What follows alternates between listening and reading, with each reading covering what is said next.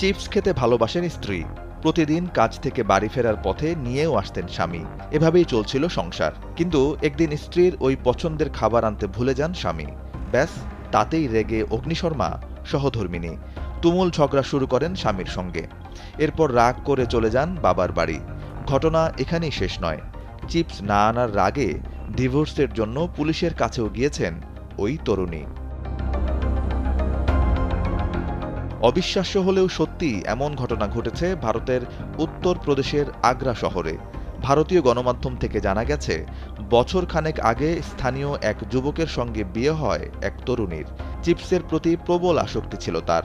প্রতিদিন কয়েক packet chips না খেলে মানসিক শান্তিও পেতেন না তিনি।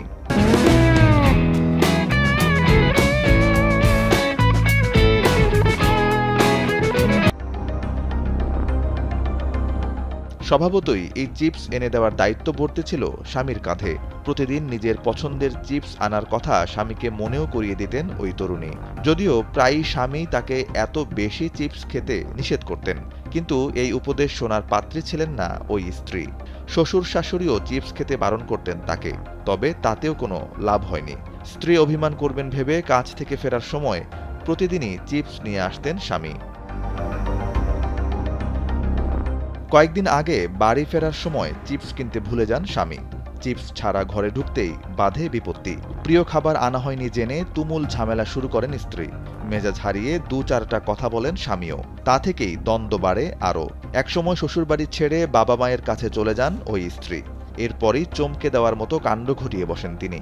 ডিভোর্সের জন্য স্থানীয় পুলিশ স্টেশনে যান ওই তরুণী। সব শোনার পর পরিবারসহ এই দম্পতিকে থানায় ডেকে আনে আগ্রার শাহগঞ্জ পুলিশ। পুলিশের কাছে ওই তরুণীর স্বামী বলেন, গত বছর তাদের বিয়ে হয়েছে।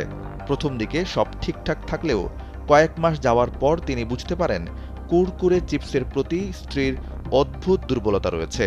কিন্তু প্রতিদিন চিপসের মতো জাঙ্ক ফুড খাওয়া স্বাস্থ্যের জন্য ভালো নয়, এমন উপদেশ দিয়ে স্ত্রীকে অভ্যাস পরিবর্তন করতে বলা হয়। এই নিয়ে দুজনের মধ্যে মতবিরোধ দেখা দেয়। তবে স্ত্রীর অভিযোগ, চিপস খাওয়া নিয়ে ঝামেলা হওয়ার এক পর্যায়ে স্বামী তাকে মারধর করেছিল।